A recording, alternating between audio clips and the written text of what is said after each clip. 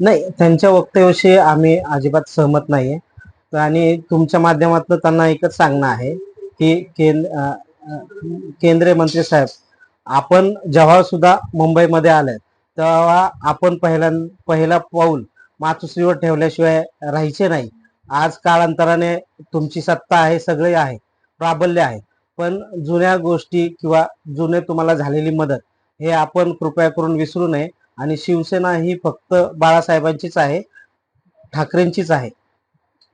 त्याचबरोबर कालची सभा झाली, त्या सभेमध्ये जे जनसमुदाय होता त्या जनसमुदायाला पाहून आपण काय म्हणणार की अजूनही ठाकरेंकडे जे जनसमुदाय आहे तो आहे, त्या गर्दीवर तुम्ही काय निष्कर्ष लावू शकाल?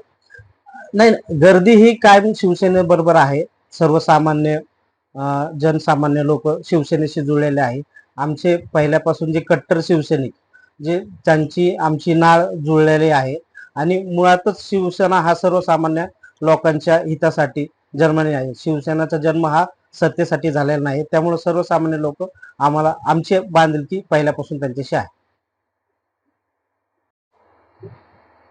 आपल्या पक्षातून आमदार फुटतायत, खासदार फुटतायत, परंतु ही जनसमुदायाची गर्दी आहे, की जनतेची ती गर्दी, जनसमुदाय तुमच्या पाठीशी आहे तो कमी होताना दिसत नाही.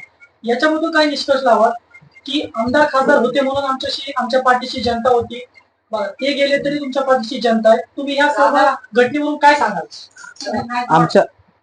आमच्याकडं पहिल्यापासून शिवसैनिक जुळलेले आहेत.